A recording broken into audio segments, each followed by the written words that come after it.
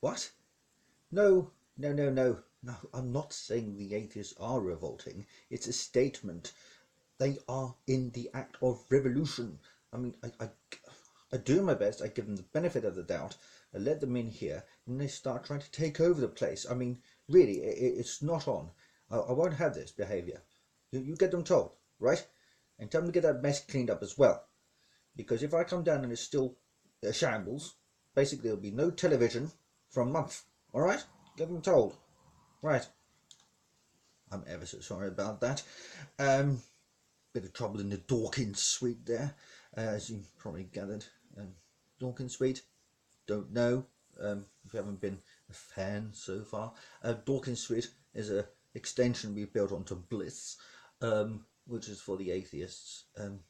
Basically, if you're an atheist and you change your mind at the last minute, I'll give you the benefit of the doubt. You come through here, you live in the Dawkins suite. Simple as that, really. And you get a free complimentary mint on the pillow, a harp, or lyre, as the case may be, or whatever your style is, basically. And then you live your life. But recently, they've been causing a lot of trouble. I won't digress too much, but they've been causing a bit of a revolution trying to take over Bliss. So we've had to get them told, give them a bit of telling off, and they keep making a mess in the canteen, and it's really not on. I mean, in fact, I might withdraw coffee privileges from them as well if they keep going on in this manner. Anyway, I do digress. Welcome to Ask God. It's very nice to be. We've had absolute stacks of letters again, as you would expect.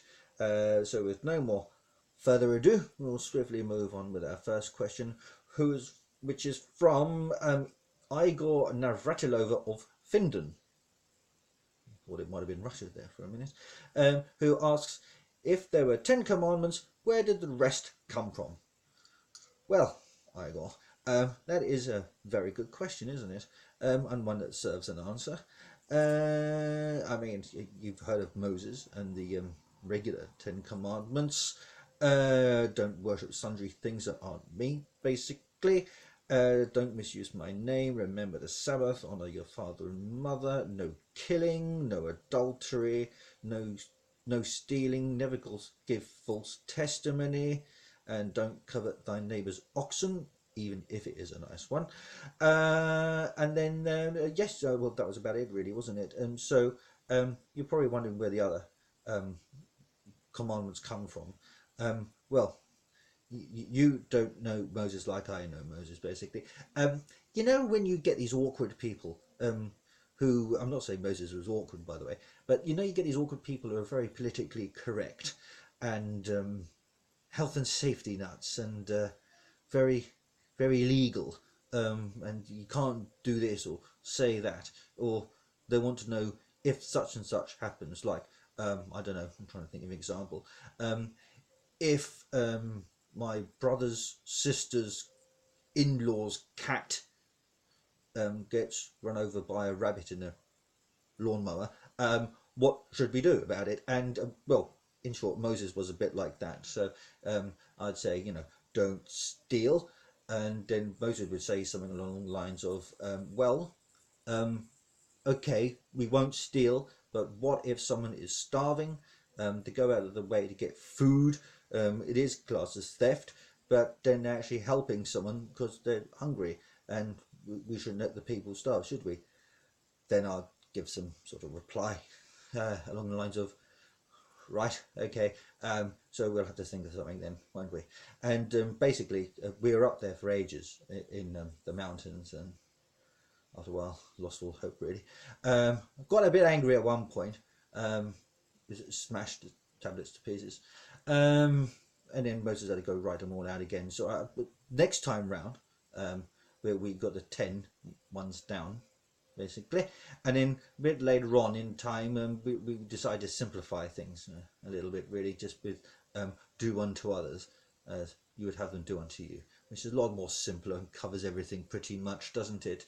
I mean, if you don't want to be stolen from, don't steal from others. If you don't want to be lied to, don't lie to others. if you don't want to be Piers Morgan, don't whatever you have to do to create Piers Morgan, basically. Anyway, moving swiftly on. Engelbert Sinatra of Shoreditch asks, can you help me get a pass in my psychology exam? Well, in short, no. But if you do ever want to change your name, feel free to drop me another email. Next, Hilda Merg asks, what's the point in black holes? We can't see them, but they swallow everything, so what's that all about? Well, Hilda, black holes are a bit like the sinks, really, of the universe. You know how a sink normally works with the Coriolis force. Water's sluiced away, it goes round in circles, doesn't it? And then it goes down into the drain, goes away, and is sluiced away. Well, in a similar fashion, black holes do that with the universe. So they take matter and everything else and they condense it down into about the size of a pea, and then it just sort of plops out in another universe somewhere and becomes dark matter in the other universe. And that's the most simplest way of describing black holes and what they're there for. Take, for example, Hippie Pippi Botanata. It's a universe sort of 2 doors along, really. Well, near the galactic center of Centauri, which is one of their black holes, they had one go off, and it created some dark matter in your own universe. So it's interesting, isn't it? Anyway, we're moving swiftly on. So, Hedge Starp, age 12 of Worthing, asks, how are we made in your image? Very good question, and one I get asked an awful lot, to be fair. Well, I am a creative sort of person. I've created stars, elements, most of the things you can see and not see as well in the known universe. Created everything, and most things are sort of in my image. I mean, I take on this form for the purposes of these programs and other things like that. Nipping down to see Abraham and Moses, as I've mentioned earlier, and now and again I do like to have a bit of a walk along the seafront in a nice seaside town somewhere. So there we go. I mean, it's, being in my image is a bit like just being made out of everything that I'm made out of, basically. I think you're probably looking to understand sort of perception and character, really. I mean, each of us project our own image onto something, and likewise, people project their own ideas of us onto us. And so you sort of meet somewhere in the middle, really. But basically, just be yourself. By being yourself, you're being like me. Just I am what I am, and you are what you are. So there we go. Probably the best way to describe it. Now, what have we got here? Oh, something just come in, hot off the press. How do I get to South Hetton as I've just gone past the junction on the A19? Asks Janet Hardy-Ha. Well, if you just keep going to Seaham, turn off, and then follow the road round. I think there's traffic lights there. They've done away with the roundabout. You just sort of turn right, really. Go along till you see Cold Hetheldon, turn right again and follow the road down, and then you'll see a sign for South Hetton. And there you go, Mrs. Hardy-Ha. Anyway, next we have Xander Hispaniola, who asks this poser, what's the strangest creature ever created? Well, Xander, there are quite a few creatures that have been created. A lot of them are very peculiar, and you think, what's the point of that? But, nevertheless, they are created. Everything gets a chance to exist, doesn't it? So there's the Bors Quarthanda, which exists on a moon circling Tippinath. It has sort of 13 heads, 39 mouths, 39 eyes, and only one nose, so it can't smell itself, basically. It's only about the size of a piglet as well, and it makes a very peculiar noise, a bit like and that's a very peculiar creature. So there's lots of other creatures out there that are very peculiar, really. I mean, whatever else we had, the duck-billed platypus. let's put in there for a bit of comedy, really.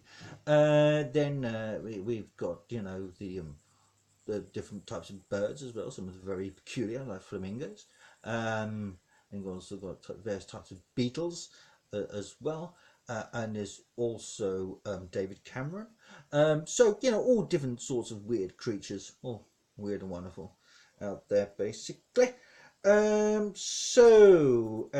Another question now. So, Professor Brian Cox asks me, does the universe have an edge? If we travel to the end of the universe, what happens? Well, Brian, it's nice to hear from you. Pity you don't believe, but nevertheless, we'll just avoid that issue for the minute. So, there's no real edge to the universe, really. You just sort of go into another universe. You know, when you sort of get rain and it goes onto water and it forms like concentric circles, basically. Well, if you notice and you watch the concentric circles, they sort of overflow into each other. And so there's no real end to a universe. You just sort of go into another universe, and it's a bit like watching the concentric circles emanate from the droplet of water, basically. So I hope that helps you, Brian. Yeah, so let's have a look, see what else we've got here. Oh, no, I think that's about it, really. So it's just a quick message from marketing to keep things ticking along, basically. Don't forget to subscribe to our YouTube channel and contact us via Facebook at Ask God at Bliss HQ. But until next time, be safe and take care, and bye for now.